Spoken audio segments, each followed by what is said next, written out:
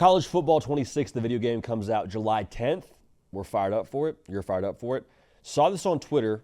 Wanted to bring it to y'all. I actually asked it on Twitter as well, at JD PicKell. Should Jeremiah Smith be 100 overall when College Football 26 drops? So if you're a video game fan, this will be something fun we can talk about. There's also a college football angle to this that's actually literal, so we'll unpack that together. Make sure you're subscribed. Want to hear from y'all in the comment section. If you are subscribed, it shows us you're subscribed in the comment section, and we're able to then have a proper gauge for who's subscribed and watching and all those things. So appreciate y'all in advance for being dialed in. But like I said, on social media, at JD PicKell, on Twitter, I said, hey, do y'all think Jeremiah Smith's worthy of being 100 overall when College Football 26 drops?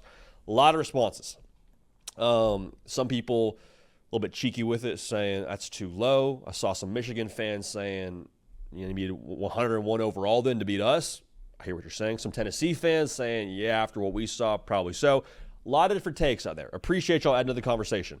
I think he should be. I think he should be. We'll unpack that right now like I just mentioned, but I just think he's such a freakazoid that to me, if he's not 100 overall, I don't know where we set the bar. Like, the dude's 6'3", 225. There's that part of it. As a receiver who can absolutely run away from you, okay, so that's the more literal part of this, was top 5 in America last year in yards and touchdown catches. So there's that part of it. By the way, he was a true freshman. I think the most convincing part of this to me, though, when we talk about comparisons for Jeremiah Smith, the names that we bring up are absolutely ridiculous. Like, to me, we're talking about Calvin Johnson, Randy Moss. This dude's a true freshman wide receiver. We're talking about those dudes in the vein of describing what Jeremiah Smith is. That, to me, says a lot about him. The other part of this, if you don't agree with me, that's totally fine. But there is football people, like NFL scouts, like Todd McShay, I think is one of the best podcasts in the business. Shout out to him and what he does over there with The Ringer. He's not a hot take kind of guy. And he's talking about Jeremiah Smith being the number 1 overall pick in this most recent draft after 1 year of college football. Joel Klatt, who I think is as measured as we have in this space, saying Jeremiah Smith could be the greatest wide receiver or one of the greatest wide receivers we've ever seen in just football, period. Could be a 10-time All-Pro kind of guy.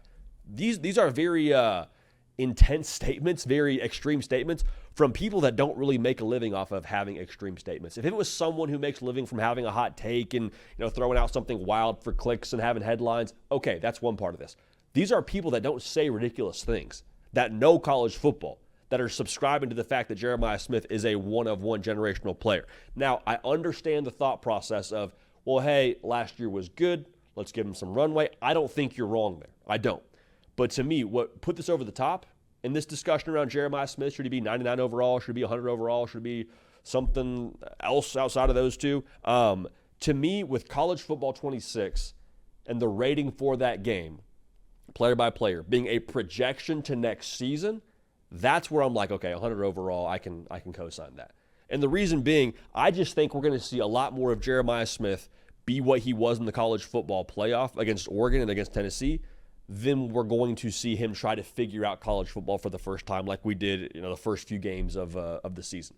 Like Brian Hartline's calling the offense, they're going to force feed him the football. Wide receiver coach at Ohio State now calling plays. It's going to be get the ball to number 4. You freaking idiot, whoever you are playing quarterback, throw him the ball. I don't care the coverage. I don't care the route concept. Get number 4 the football. I'm not saying that the Ohio State quarterback's an idiot, but you catch my drift here. It's going to be that simple. It's going to be that simple. So if it's a projection in next year and we're trending that way, that's, I think, a lot more of what we're going to see from him in college football next season, and I think that's a reason why you have him 100 in the video game. So if he's not 100 overall, I'm not breaking tables and throwing things, but I do think that he's worthy of that. And I also think when it comes to updates, I think he'll be 100 overall before the season ends next year. Looking forward to hearing y'all's thoughts. Looking forward to hearing y'all's takes on this. But subscribe and let us know in the comment section and on Twitter at JD PicKell.